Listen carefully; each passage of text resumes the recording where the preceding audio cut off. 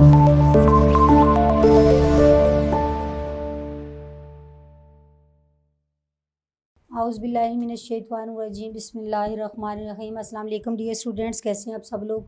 उम्मीद करती हूँ कि सब लोग खैरियत से होंगे और अच्छे अच्छे कामों में अच्छे से मसरूफ़ होंगे और अच्छे से अपनी पढ़ाई भी कर रहे होंगे। तो डियर स्टूडेंट्स, क्लास शशम के बच्चे, 6 क्लास के बच्चे, उनका सबक नंबर 9 यौम दिफ़ाए पाकिस्तान, पेज नंबर 58, उसमें हम लोग पहले लेक्चर में उसकी पढ़ाई, अल्फाज़ मानी, तशरीह बहुत अच्छे से कर चुके हैं। उम्मीद करती हूँ बहुत अच्छे से समझ आई होगी, आपने दोबारा उससे भरपूर फ़ायदा उठाया होगा लेक्चर को सुनने के बाद।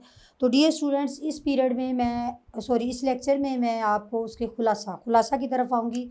बार बार मैं यही कहती हूँ कि खुलासा लोगों को लकीर के फ़कीर बनाना मकसद नहीं है। खुलासे के अहम नकात मैं बताऊँगी, वो नकात आप ज़हन में रखें। खुलासा मैं सारा आपको पढ़ के बोल के बताऊंगी, तो आप मेरे साथ ज़हन में दोहराइएगा और उसके बाद लिख के अपने उस्ताद से चेक करवाइएगा, फिर कमेंट्स बॉक्स में मुझे ज़रूर बताइएगा। तो डियर स्टूडेंट्स, खुलासा के अहम नकात हैं। खुलासा लिखने के लिए अहम हदायत, ये मैं आपको हर सबक के खुलासे वाले लेक्चर में मैं आपको बार बार बताती हूँ। ये सिर्फ़ आपके इस क्लास में काम नहीं आएगा, आपकी ऑनवर्ड आप जिस क्लास में भी प्रमोट हो गए आगे आगे जा रहे हैं, खुलासा ज़रूर आता है।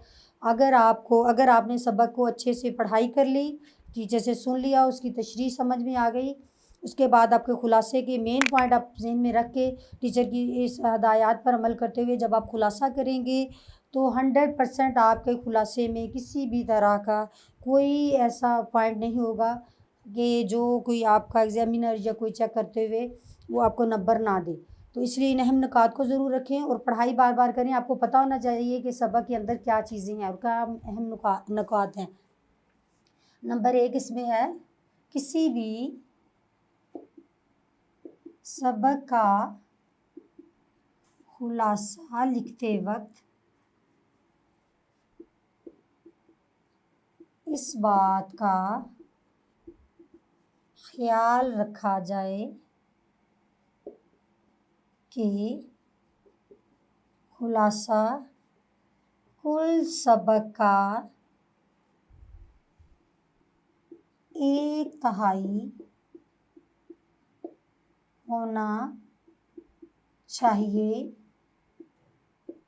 फिर मैं बार बार रिपीट कर रही हूँ, हर लेक्चर की तरह, हर सबक के खुलासे की तरह 1/3 का मतलब कि अगर आपका पूरा सबक 3, 4 या 5 पेजेस तक भी आता है, 4 तक आता है, तो उसको आपने मुख्तसरन इतना लिखना है अहम नुकात के साथ कि वो आपका 1.5 या मैक्सिमम 2 पेजेस तक मुकम्मल हो जाए। इसके अलावा 1/3 होना चाहिए। इसके अलावा सबक के पैराग्राफ को उनकी तरतीब के मुताबिक अहम नुकात को मुख्तसरन बयान करते हुए लिखें। सबसे मेन चीज़ें यही हैं, यानी आपने ये नहीं कि पैराग्राफ जो फर्स्ट वाला है उसको आप एंड पे ले जाएं, एंड वाले को स्टार्ट में ले जाएं, दरमियान वाले को आप शुरू में ले आएँ। ये मतलब इस तरह नहीं करना। और आपने क्या करना है कि सबक के अंदर जो पैराग्राफ में जो उन्होंने आपको बातें बताई गई हैं, उनकी तरतीब के मुताबिक जो उसके अंदर अहम नुकात हैं उनको मुख्तसरन बयान करना है। जब आप मुख्तसरन बयान करेंगे, अहम नुकात भी नहीं छोड़ेंगे, तो आपका खुलासा वो जो है बिल्कुल मुकम्मल खुलासा हो जाएगा और 1/3 बनेगा।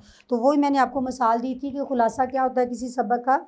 मैंने कहा था एक रबड़ अपने हाथ में जिस तरह आप ले लेते हैं, वो आप एज इट पकड़ रहे हैं तो आपको पता है उसके अंदर आप उसको खींच रहे हैं, ज़ोर से खींच रहे हैं, तो वो ज़्यादा स्पेस ले रहा है, वो समझे कि वो सबक है, उसने स्पेस ज़्यादा लिया। लेकिन उसके अंदर आप देखें कि उस रबड़ के अंदर जितने भी आप उसका मटेरियल कह लें कि वही है जो उसके अंदर है, आप कोई चीज़ एक्स्ट्रा नहीं डाल रहे, सिर्फ उसको खींच के थोड़ी स्पेस ज़्यादा ले रहे हैं, तो ठीक है, उसने जगह ज़्यादा घेरी है, तो वो क्या है, सबक है। जब आप उसको छोड़ देते हैं तो वो अपनी असली हालत में जिस तरह आदत है, इस तरह आप देखें कि वही जो उसके अंदर मटेरियल था वो वैसे का वैसा ही है, लेकिन वो जगह उसने कम घेर ली है।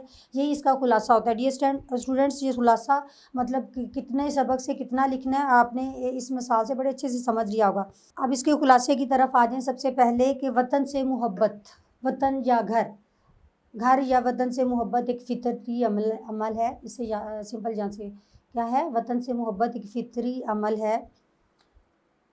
हमारी तारीख़ गवाह है, हम मुसलमानों की तारीख़ गवाह है कि जब भी अपने वतन की हिफाजत का या कोई भी मुश्किल का वक्त आया तो किसी भी हमारी फ़ौज के साथ साथ आवाम ने भी अपने तन मन धन की कोई परवाह नहीं की।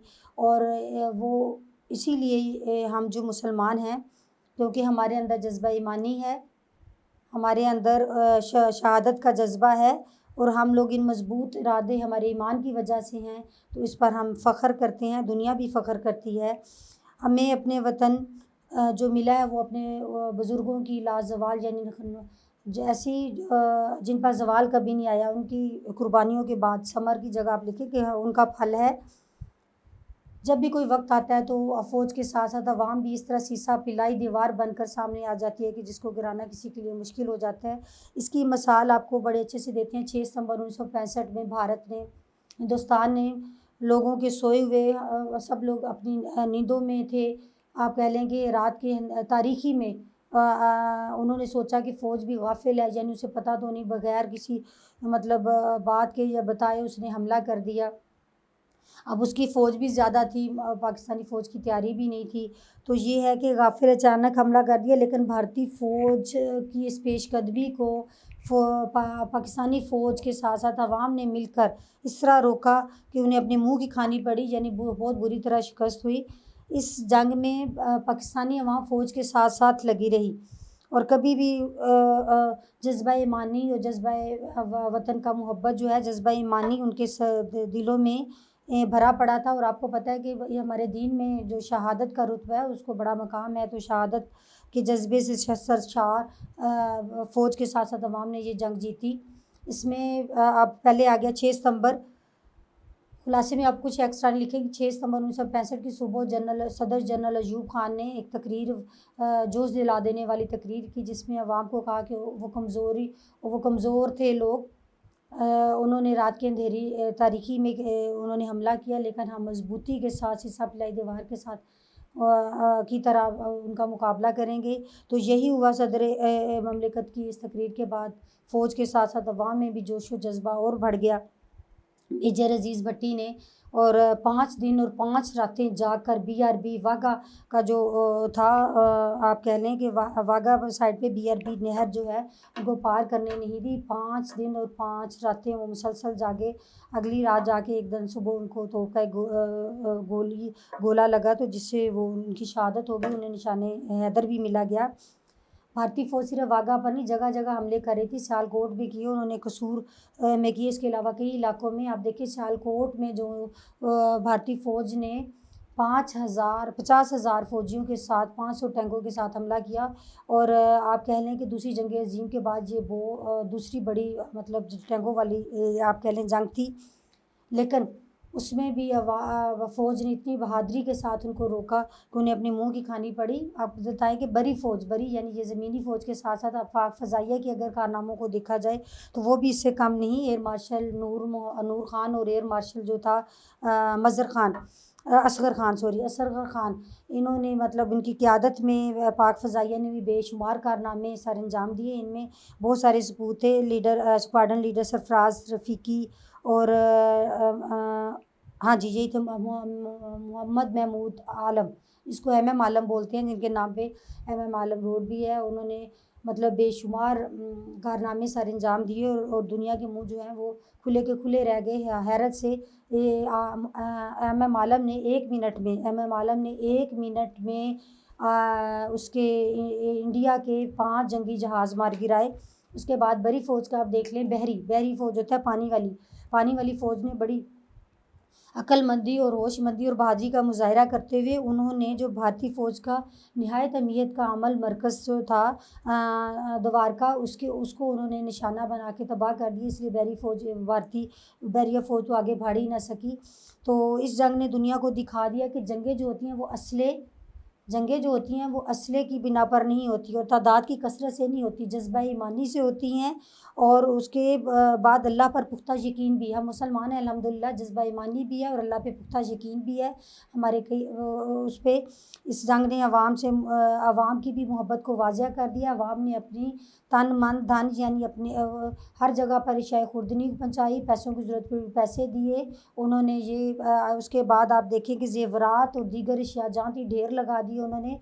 बहुत सारे जवान अस्पतालों में जाके खून की जहाँ ज़रूरत थी खून देने लग गए। और ये हमारी बहादुर फ़ौज ने दुश्मन को इबरतनाक शिकस्त दी। जगह जगह पर आप यूँ करें कि उनके टैंकों के वो पड़े हुए थे टुकड़े, यूँ लगता था जैसे टैंकों का ये कब्रिस्तान है। इतनी बुरी तरह उन्हें शिकस्त दी, उनको मुँह की खानी पड़ी। यही वजह है कि इस दिन को याद करते हुए हम 6 सितंबर 1965 को योम दिफा पाकिस्तान मनाते हैं और 7 सितंबर को हम योम फ़ज़ाइया मनाते हैं। उस दिन उसमें हम तजदीद करते हैं उस अहद की, उस वादे की कि कभी भी उसको तो हम बाद में करेंगे। तकारीब होती हैं 6 सितंबर 1965 के इस दिन को याद करते हुए उस हवाले से तकारीब भी होती हैं। उसके अलावा बच्चे तकारीर करते हैं, उसमें हम शुहदा और हम अपने गाज़ियों को ख़राज अक़ीदत पेश करते हैं। गाज़ी आपको पहले बता दिया था कि जो बच जाते हैं ज़ख्मी होते हैं उनको ख़राज अक़ीदत पेश करते हैं। और हम उनके साथ इज़हार यकजहती भी करते हैं कि कोई वक्त भी आएगा तो अवाम अपने फ़ौज के साथ खड़ी है, उनके शाना बेशाना खड़ी है। और कभी भी हम अपने मुल्क को ज़रूरत पड़ेगी और हम इस दिन इस वादे की तजदीद, हम इस वादे को दोबारा दोहराते हैं कि कभी भी हमारे मुल्क वार कोई बुरा वक्त आया, ज़रूरत पड़ी तो उसकी हिफाजत के लिए हम किसी भी किस्म की कुर्बानी से दरगुज़र नहीं करेंगे। हम हर कुर्बानी के लिए तैयार हैं। तो डियर स्टूडेंट्स, उम्मीद करती हूँ आपने खुलासे को बहुत गौर से सुना, सबक सारे की दोबारा से आपको समझ आ गई होगी। और बराए मेहरबानी अब आप यूँ कीजिए, इस खुलासे को लिखिएगा, अपने उस्ताद को चेक कीजिएगा और देखिएगा कि मतलब आपने वो एक तिहाई ही लिखा है और सारे आपके उसके अहम निकात आप लिख चुके हैं। तो डियर स्टूडेंट्स, आप लिखने के बाद इसको चेक करवाने के बाद कमेंट बॉक्स में जाके मुझे ज़रूर बताइएगा कि आपके खुलासे के बारे में टीचर ने क्या बोला। अच्छा लिखा होगा इंशाल्लाह। तो मेरे साथ जुड़े रहिएगा इंशाल्लाह। अगले लेक्चर में हम लोग इसकी मश्क की तरफ आते हैं। Thank you so much.